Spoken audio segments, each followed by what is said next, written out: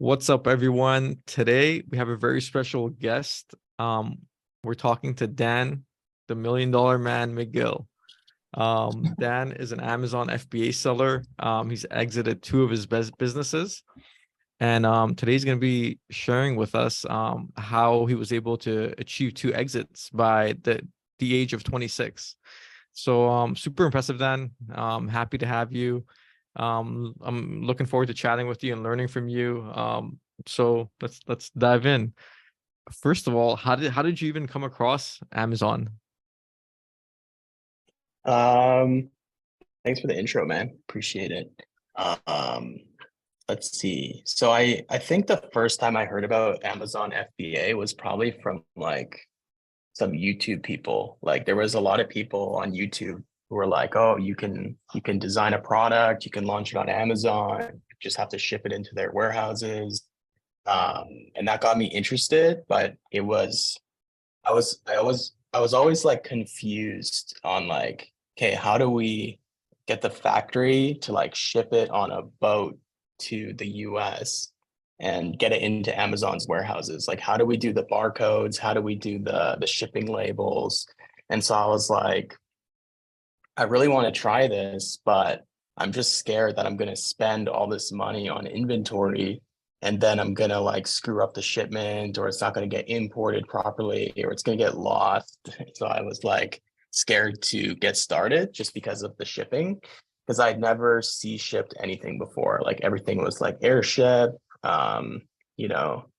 So the thought of like having my product on like a boat was just like so strange to me. But yeah, I got started, or I found out about Amazon through YouTube. Okay, perfect. And how challenging was it to figure out exactly how to ship everything? So I actually started with Shopify. So my first ever e-commerce store was a Shopify store.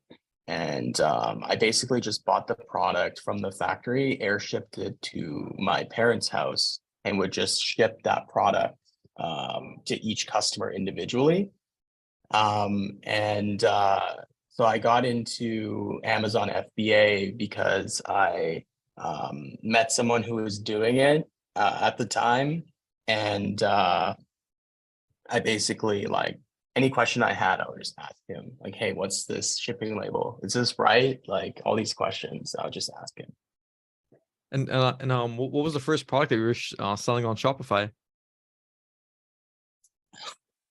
So my first idea that I saw, like I saw it, I can't remember where I saw it. And I was like, I'm gonna try selling these. And it was basically like a lighter, but it's electric. So it's like a little electric lighter and you can recharge it.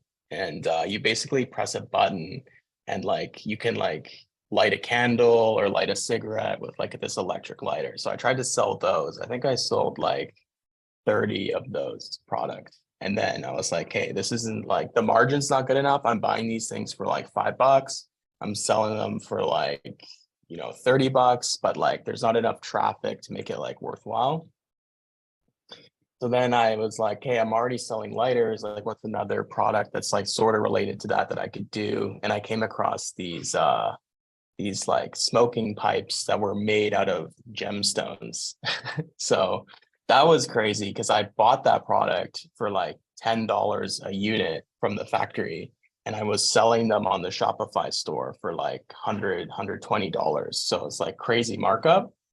And kind of was into like the smoking weed kind of niche, and gave the product out to like some influencers. They promoted it, and then the product like took off like crazy for the first year on that Shopify store. Like I think the first year I sold like 200 grand worth of that product, just by using like Instagram influencers and stuff.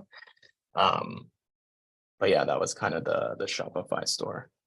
That's pretty impressive. $200,000 in your first year with your, I guess, your second product on Shopify.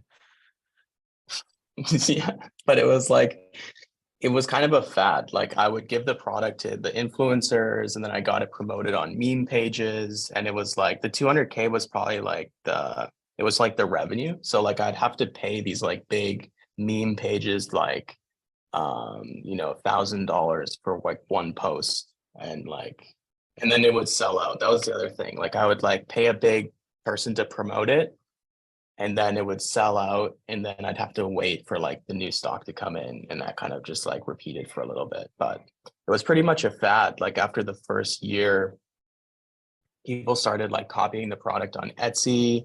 I saw other Shopify stores popping up. All the drop shipping people like basically copied it, undercut me. So it just wasn't worth it after like a year, because it was like the margin was gone.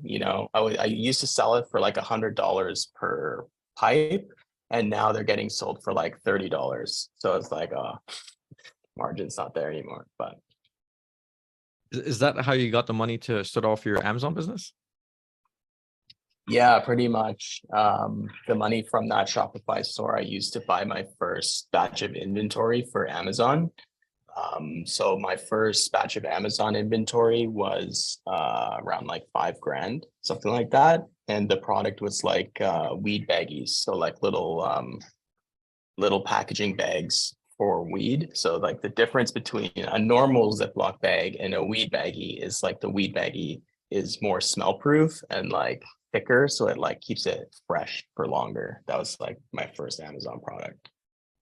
Cool. And like, I mean, I just want to go back to the influencer part that when you were reaching out, getting people to promote their product on Instagram. Are you still using that strategy, or you don't do that anymore? So that strategy works good for like specific types of products. So stuff that's like almost like a viral, like new product, it'll work well for. But stuff like weed packaging or like baggies, like no one's gonna care if it's promoted on Instagram, right? Like it's pretty much like people are on Amazon, they have to buy it anyway. It's kind of like a um commodity product. So commodity type products harder to promote on Instagram with influencers, but like some products do really well. And I just didn't think it would do well with like influencers. So I didn't really do that strategy for that one. Okay. And then how did you come across your the wheat baggies? Like how did you do product research to find that product? So basically, because my Shopify store was in the weed niche, I was like sort of like looking at other stuff I could do. And I looked on Amazon just randomly, like, what are these baggies doing? Because like it's a really cheap product, it's really lightweight, and it seems like a good product to like test with because it's super cheap. I think first order was like under $5,000, including shipping and everything. And I looked on Amazon, and it wasn't like the numbers weren't crazy high. Like the number one spot on Amazon for weed baggies was only like 10,000 a month or something. So it was like it wasn't like a very competitive niche. Like my goal was like, hey, I just want to do like $1,000 a month in revenue. Stay on page one. I don't have to like fight people to be on page one. I just want to do $1,000 a month in revenue. At the time, the profit margin was pretty good. It was like 60% or something. So that's like, $600 a month in profit. And then it just sticks on page one because like the top people are only doing like 5K, 6K. So it's like not super competitive. So I was like, okay, this is probably a good first product just to like test out how the process works. And if it doesn't sell, like I only spent like, not that much on the launch. So Yeah, it's crazy. Did I hear you say 60% profit margins?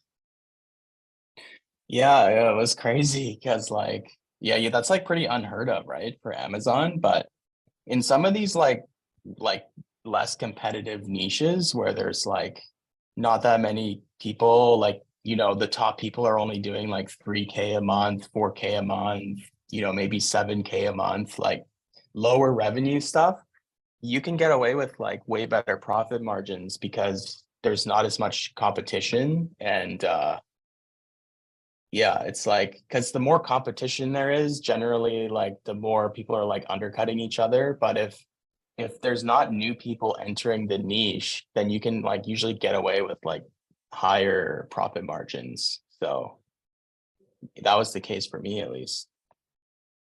I mean, is that one of your strategies? Like in terms of like, do you specifically go after these niches nowadays? Because I obviously it was successful for you with your first product. Do you keep doing? Are you like repeating that process every time? Um, Probably should now that I think about it, but I like get carried away with like I want to see like 100K a month, you know, like I want to see stuff doing 100K a month. But like that's yeah, I go for like more competitive stuff now. And but I mean I probably should look for those like less competitive niches. Like now that I think about it, it'd be so much easier. But no, nowadays I do like I just try and go for more competitive stuff with like bigger markets, and try and like out design competition. So, you know, have better designs than everybody else and try and get like, you know, at least like a 30% profit margin. That's kind of been the strategy now. What do you mean by design specifically? Like, can you elaborate on that a little bit? Yeah, so like, you know, you've probably seen on Amazon when you're looking for to buy a product for yourself, there's like a lot of like ugly designs that are selling pretty well. Like you like, you know, you look for like a kitchen chair and you like go on Amazon, you search for kitchen chair and you're like, wow, like these are some ugly chairs that are like doing like 30K, 40K a month. It's like, who is buying this crap, you know? And so I just try and out design those people because I'm like, okay, if this ugly chair is selling and I make one that's like 10 times nicer, like mine should at least do half of their revenue, right? So that's kind of been I just been trying to like out design other Amazon sellers.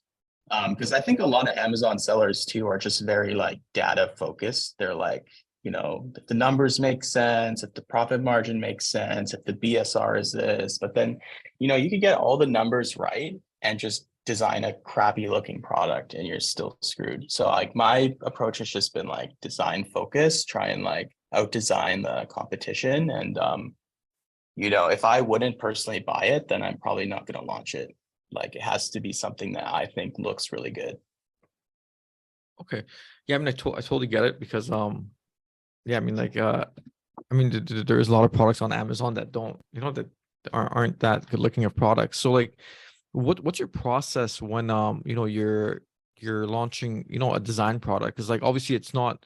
Oh, I know you said you wouldn't sell it unless you like it personally, but how do you get feedback? Because like in my experience, once I was going to launch this product and I made the packaging in a way that I thought was significantly better than the competition. And what I did was, before we started selling it and placed the order, we put it up on PickFu against our competitor. And it became very clear to me that the majority of people liked our competitor's packaging a lot better than the one I designed. And at that point, I realized that like I can't go based off my personal preferences. I have to give the market what they want. So what's your process in terms of designing a product that people would want?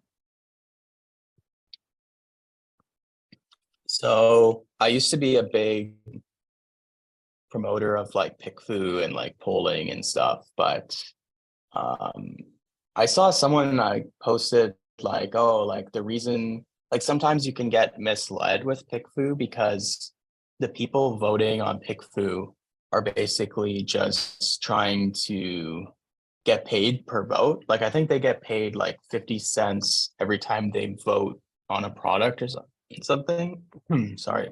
Um, so if those people are just getting paid to vote and they're not actually interested in the product, then you could get like skewed data, right? Like you could like people like so, for example, like if you had like two tennis rackets or two pickleball paddles, because I like pickleball, and everyone voting on PickFu don't play pickleball, they don't like pickleball, they're just voting to get paid on the votes, then like the results could be skewed kind of. Um, but I mean, I feel like it is still like interesting to get the data and you probably should still do polling. It's just like to keep in mind that like like some of the people voting on there probably aren't your end customer. So I would say like you want to come up with a design that is most appealing to the end customer. And one of the ways to do that is to check. I mean, I'm sure you've talked about this, but you check the 1-star reviews of all of the competitors and their keywords, and then just find those pain points and try and design around those pain points. And then just like be super clear, like what the end customer wants and try and like design something for those people. 100%. Yeah, I mean, like you're trying to solve the problem with the product is what you're saying. But like Yeah. in terms of like design products, are you really solving a problem? Because like for example, like let's use that chair as an example.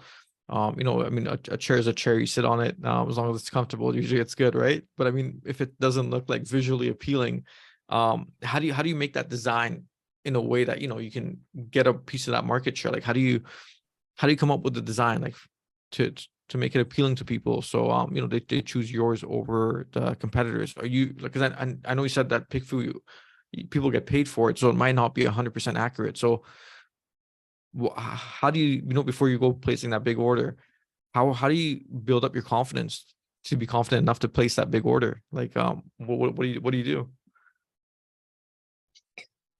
I guess it is just like sometimes it does come down to just like your taste, you know, like if you have good taste in products, it's going to be easier for you to get those your revenue up, right? And if you have bad taste, it's going to be harder to design new products, right? So, and it's like the question I guess is like, hey, how do I have good taste in the products I'm designing?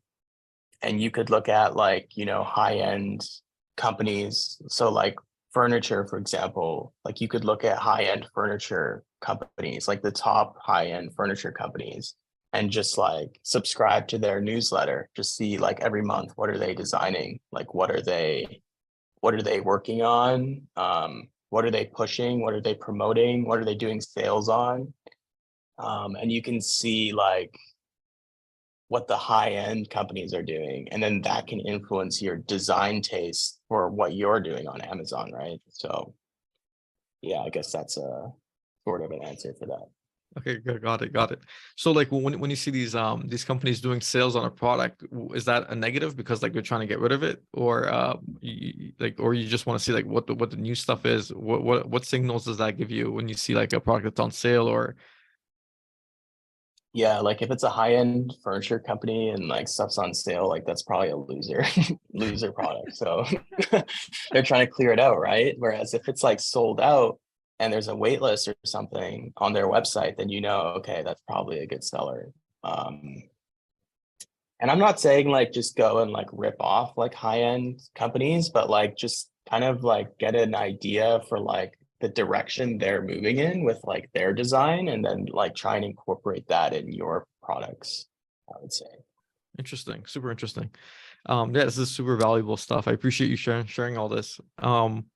Now, like, how do you go designing a product? Like, for example, like you're doing something that's unique that's not on the market. How do you get a manufacturer in China to design that product for you because it is unique? Like, do you like what's the process when you do that?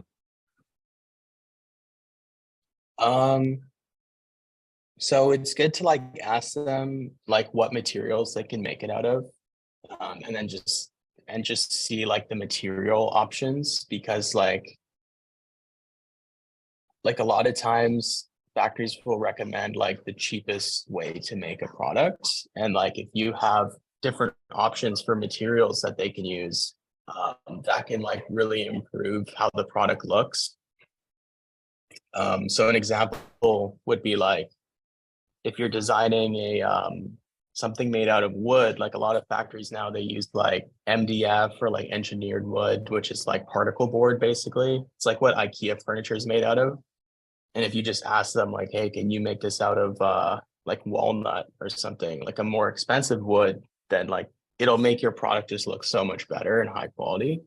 So just like changing the materials is like a pretty easy way to make your products like stand out more, and just like educate yourself on like what a premium material would be for your product. And it could be the other way too. Like maybe you want to make your product cheaper than the competition. So if you understand like the spectrum of like materials that you could use, then you can either make a really affordable product, which might be what Amazon customers are looking for, or you can make a really like high end, almost like luxury version of the product, right? Because maybe there's a niche on Amazon where everyone's selling at like a $20 price point, but the quality is like IKEA garbage. But you could come in and with a premium product sell it at like $60 and like the quality is like significantly better than what's currently on Amazon. And that might be like an opportunity right there, right? So yeah, I think just understanding like the materials and how you can like make it more premium or more cheap and just like try and like do the balance of that. Okay, cool. And what about the design part? Like, do you like, let's say if you're making a new product, do you get like someone to draw it out on CAD and send it out to the suppliers, or how like is there anything like that goes into it, or it's just like switching out the materials? So the easiest thing to do is to ask the factory like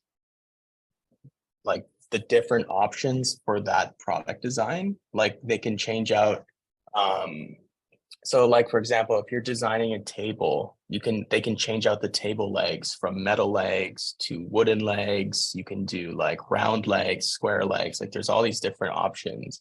And just ask the factory for like different options that they can do with what you're working on, and then just like see how that, and like you could even like order like, you know, 4 different samples of the product designs and like change out these small components and see how it like makes the product look. That's like the easiest way to do it. Like obviously you could hire someone to like sketch out your idea, or you could give the like, you could hire like a Photoshop artist and give them like 2 pictures that you like both of the products, and it's like, hey, how do we like make a design that's similar to both of these but still different? But usually I just work with the factory and like change components of the product, change the components, material, shape. That's usually enough to like come up with something pretty nice. Okay, yeah, yeah, super interesting. I mean, like, you do have a unique approach to selling on Amazon from all the sellers that I talk to. Like, a lot of them don't do the way you do it, right? But it's obviously working for you. Um, so tell me, how long did it take you, when you launched your first product, which was the weed bags? How long did it take you to exit that company, and how many more products did you launch when you had that business, the first brand with the weed bags? Yeah, so basically, um, I think it took about 2 years to like build an exit, and all the products I launched were with the same factory. So I was like, you know, do this color, do this size. What else you got? Let's do that. So I just like, as soon as the profits came back in from the first one, I would just invest it again into the second product, third product, fourth product, until eventually I think it had like 9 products total. And then it was just like different colors, different sizes. The factory was able to make weed baggies as well as waterproof shipping envelopes. So that was a good product as well, because there's a lot of people on like Etsy and stuff that need to buy shipping envelopes for their products. And this factory just happened to have waterproof material for the shipping envelopes. So I like did that product did well. Then I launched different colors of that product until eventually I just like sold it, because during like the lockdowns and stuff, I thought like everything was going to be shut down, and like, you know, the factories are shut down, China's shut down, shipping shut down. So I was like, okay, I'm just gonna like exit this ASAP, because I don't want to like be in a position where like my Amazon store is just completely dead and I have like no income coming in. So I was like, hey, I'm going to just sell this, see what I can get for it, start a new store, kind of like wait out the lockdown. And yeah, it was good because during COVID, like everyone was shopping on Amazon, right? So my sales was like this. and I exited at like the peak of that like insane like shopping. And then things started coming back to normal and like the revenue kind of flattened out. But at that point, I'd already exited it. So I feel like I got a pretty good multiple for that store. That's awesome. And how much were you doing at your prime with that brand, if you don't mind me asking? I think the best month during like the lockdown must have been like 60K a month or something. And the like average was kind of like 40K a month, 40K a month. And I'm just trying to remember because that store was like so long ago. And then the profit margin was still pretty healthy. It was like a 40% profit margin. I had to like lower the price of a lot of stuff just because of competition copying my stuff. And so my profit margin, like when I first launched everything, like 60% of those ones, and then people started copying it. And that's actually an interesting thing that happened was like, so because my profit margin was so high at the beginning, I didn't want to lower the price. I was like, no, I'm the first one who did this color design. Um, I don't, these people are just copying me. People are going to know I was the original one. I have the most reviews. And so this competitor came in, copied my product exactly, and just undercut me. So his margin was probably like 20%. Mine was like 50, 60%. His is now like 20%. Everyone started buying his product. And I was just like, I'm not going to lower it. I'm still getting sales. I just want to have a high margin so I can get my cash back. But anyway, this guy passed me in reviews. So his reviews came in super quickly because he was just like undercutting me super low. My product was selling for like $18. His was selling for like $14. So it was like pretty good undercut. And so because I didn't lower my price, he passed me in reviews, and then his products now was starting to sell like 200 grand a month. And I'm like, like that could have been me. That could have been my product. It could have been selling 200K a month, but I was too stubborn to lower the price. I was like, I was first, I have the reviews, my product's superior. And I like, so if I was to go back and do it again, I would just lower the price, wait him out, like lower it to $14, like wait till he gives up. And then once I have like a huge review head start, just like raise it again, but sometimes keeping your price high and having competitors just like copy your stuff is just, you're better off just lowering your price and like waiting them out. Cause like that guy is doing like 200K a month now. So Wow, that's crazy. But I mean, in terms of, you had much bigger profit margins. He was doing a lot more volume, right? So it kind of balanced it out in terms of that way. Super interesting though. yeah. If you don't mind me asking, what was the process like of selling your first business, and how much was the first exit? So basically I just like signed up for Empire Flippers, and I was like, I wasn't really expecting to sell it. I was like, my friend sold his business with Empire Flippers. So I was like, no way, that's crazy. I'm going to see what mine's worth. So I just signed up like to see how much mine was worth. And they ended up doing like I guess like an audit. Like you give them access to your account, you add them to like the back, to the API or whatever. They come in, they look at your revenue, and they did it pretty quickly, like within a couple of days. And then they gave me the evaluation, and I was like, oh shoot, like this is actually pretty good, like evaluation. Like if I sell this business, I can buy, a condo. I can like, so at the time I was like renting an apartment. I was living with roommates. And I was like, oh, if I sell this business on Empire Flippers, I can buy my own apartment in Kits and like live by the beach and like not have to live with roommates anymore. So I was like, you know what, I'm just gonna sell it, and listed it. And within like 2 weeks, the guy made me an offer all cash. But it was evaluated at originally 42x monthly. And then the guy offered like 38x of monthly profit. And I just accepted it because I was like, hey, like, I don't know if I'm going to get another offer. I'm happy with this amount of money that he's going to buy it for. And accepted it. So that was about 600 grand that one sold for. And then pretty much immediately after I sold it, I was like, I need to start another Amazon store because I'm going to have no income coming in.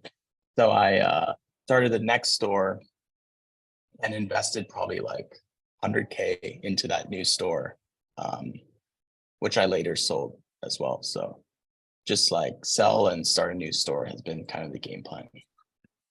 No, yeah, so super impressive. I mean, like, how old were you when you sold your first business?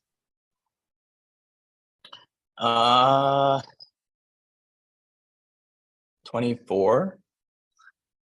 So you were 24, got a $600,000 paycheck. Did you ever in your Yeah, man. wildest did you ever in your wildest dream, when you were like in your 20, 21 years old, 22 years old, ever think that you would be handed a $600,000 check at 24 years old?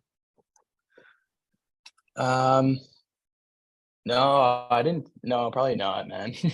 But like, because like some people I knew, right, that were also Amazon sellers, like, um, they were selling like, 200 grand a month. People I would talk to, go out for dinner with, you know, they were selling like, 100K a month, 200K a month. One guy made like $3 million selling solar eclipse glasses. So it's just like, there's people that I've met and talked to that is like killing it on Amazon. So it's like, why can't I also have those results that these people that I'm talking to are having? So I always thought like I could make it work with Amazon as long as I got like obsessed with the process and like kept going with new product launches and stuff. But I didn't expect to like exit that quickly and I thought it would be more of like a 10-year thing. Like you work on your Amazon store for like 10 years, and after 10 years, you have a big exit and you have a team. But like in reality is like these exits that I've been doing were like every 2 years, every like year and a half, 2 years. Just build it up, plateau, sell, next one. That's kind of been the cycle for me. And what's your mindset like?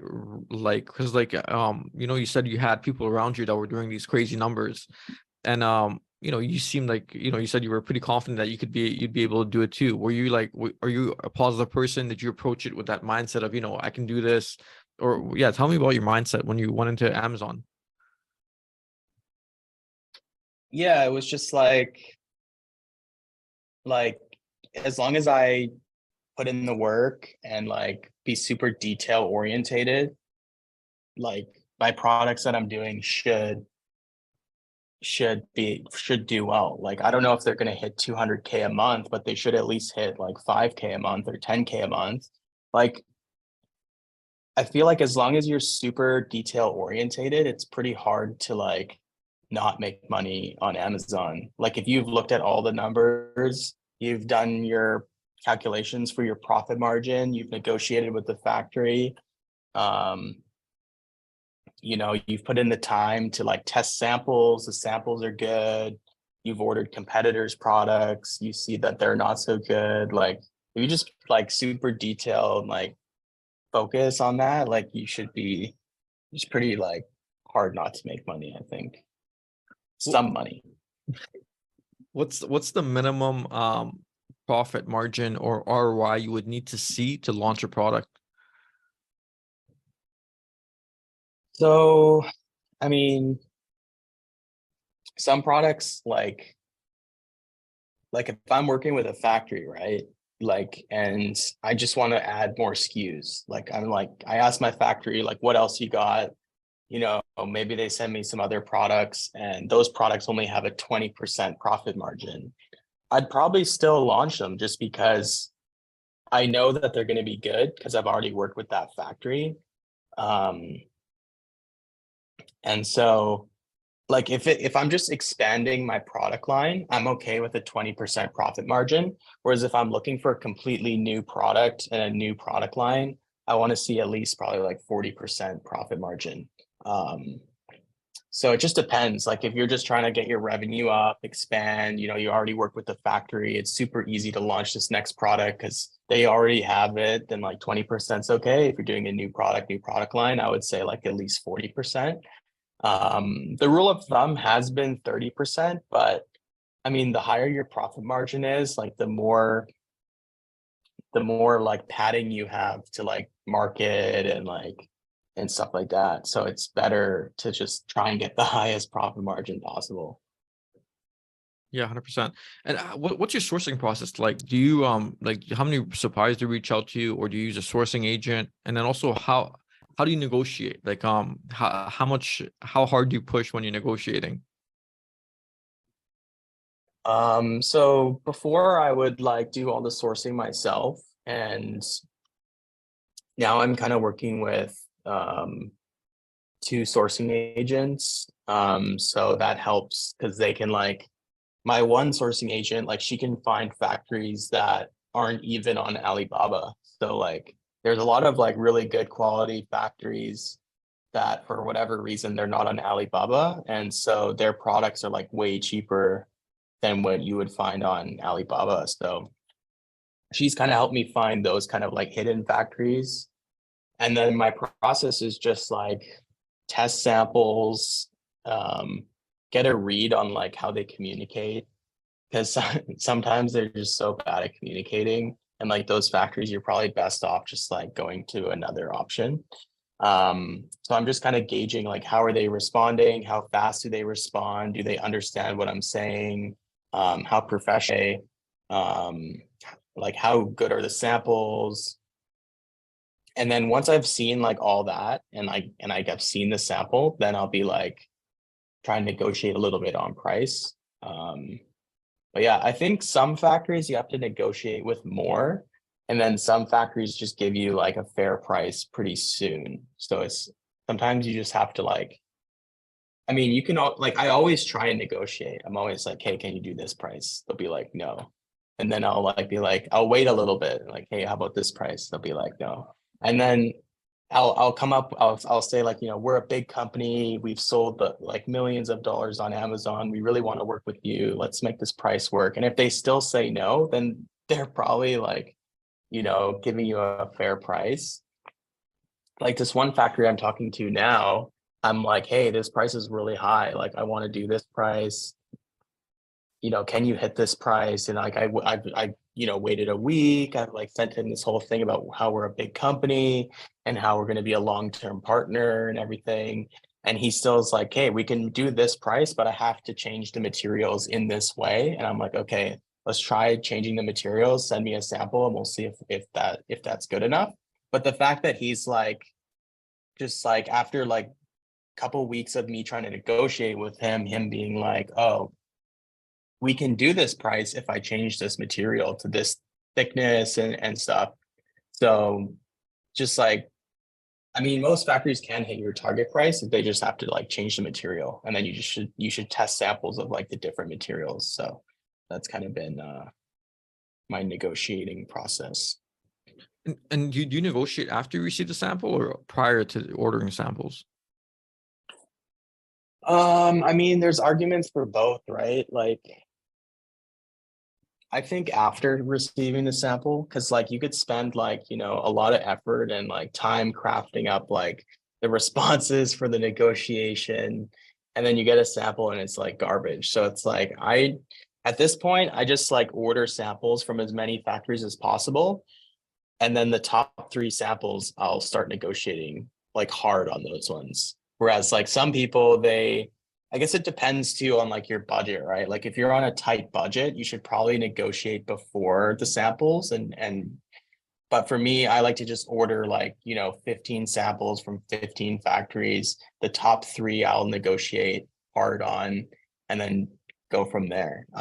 Because you could spend like a week negotiating with a factory and see the sample and it's garbage. Like I'm curious what you do on that front. So I do it the other way where I reach out to a lot of suppliers and then I negotiate with them just to make sure they can get their product within their target price range. And then if they can, then I typically order samples from 5 suppliers. And then out of those 5, there's usually 1 or 2 that have a high quality product, and the other ones are, they don't meet our quality standards, right? And then sometimes, all 5 of them might have a little bit of issues, right? So I pick the top ones and I go back to the factory and I'm like, we need to fix these issues, and then I'll get them to send me another sample before placing an order, right? And I just want to see like if they can actually improve the quality and see if they listen and all that stuff, right? And I've had luck, Yeah. I've had luck going that route, and it is cheaper than the route you're doing, just because, ordering 15 samples, every product that ships, I mean, depending on the weight of it, it's typically around, like, let's say, 50 to 100 bucks a sample at the very least. So that's like 1,500 bucks, as opposed to like 500 bucks, which is around what I spend to get my 5 samples. So what are your thoughts on that? So I have my sourcing agent that I'm using now. She lives in China. So I send a lot of samples to her and then she just like inspects them for me. And then she'll send me like the better sample. Like if I send her 10 samples and 3 look really good, then she'll just ship me those 3 and the rest she'll just discard. So she can kind of like do some quality control for me. Unless it's like, I mean, for the recent products I'm doing, I am trying to test, like, I did get a lot of samples shipped to me and it is annoying because like I have to like unbox these things, throw out the boxes. It's just like, but I just feel like it's good for me to see the quality difference. And I got samples of different materials for this new product. So I'm like kind of like seeing what those are like. And it might just be this like the latest product I'm doing. Like I'm just like really wanted to see different samples from different suppliers and different materials. So yeah, I like normally it wouldn't be like 15, it would be like 5 to 10. And I send a lot to my sourcing agent in China. So Okay. And like, what price range of products are you going after? Because I know your first product, you said you were going after a cheap product because you had a smaller budget. But like, what are you doing now? Because now I mean, you have quite a bit of money. um yeah, like it has to be at least $10, right? Like anything under $10 is just like, it's hard to get that margin. And like recently I've been trying to do more expensive stuff. Um, Stuff ranging from like 50 to $150. Um, and but I'm not against like doing like $25-$20 products if they're like part of the product line. But I think in every product line I do now, I want there to be at least one high ticket product. So something that's like over $100. And then the rest of the products in the product line could be like $40, $20. But at least if there needs to be something that's over $100, I think. Just because like if I wanted to build a brand off of Amazon and build a Shopify store and run ads to it, it's so much easier to build a profitable Shopify store if your product is over $100, because you can spend on those like Google shopping clicks and stuff. So yeah, I think going forward, there has to be at least one product over $100 in the product line at some point. For sure. No, definitely good that you're still testing and you're still, seeing what can happen if you try different things. So that's super cool, because I mean, like, you're changing your formula up a bit. Um, Tell me, how much time does it take for you to do product research? Because, like, I'm going to be sharing this video with people in our program and people who are interested about Amazon. And for a lot of people, as you know, when you're learning product research, it is overwhelming. You're learning a lot of different things. Tell me what that process was like for you, and then how much time did you initially spend to find products, and how much time do you spend now that you're so much more knowledgeable to finding products? Yeah, so I spend a lot of time on product research just because my company Hive has to provide product ideas to people. So I have to like literally do product research every single day. And yeah, I typically am always looking for product ideas. Like I have a note tab in my notes on my computer. And I just like every time I see something that has potential, I'll just make a note with a link to like a picture of it or like an Alibaba factory link. And I'll just have like this massive list of like products I've seen. And then from there, you can like weigh the pros and cons of each product idea. Like maybe this product has really good revenue, but there's like 10 pieces involved to put it together. So it's like going to be kind of, you have to make an instruction booklet. It's more complex to do that one. And I'll just like do pros and cons of like all the ideas.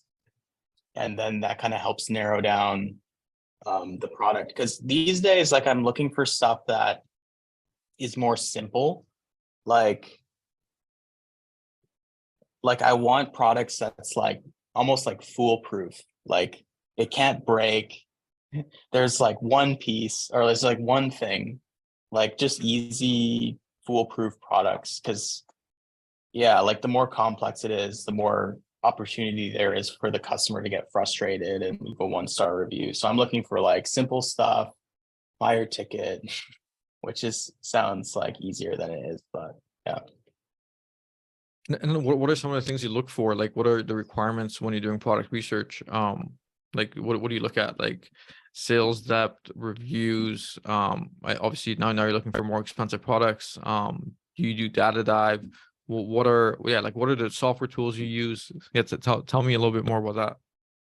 So one metric that I would say is really important is like, so on Helium 10, you can filter page 1 results by review count.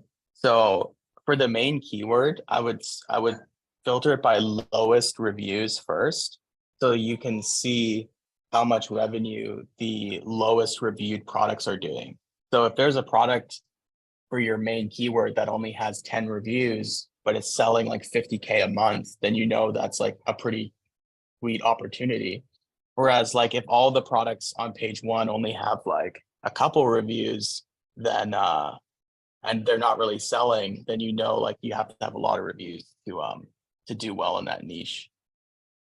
I think someone might have booked this room, so I might have to jet, man. No worries, Sorry, bro. dude. Okay.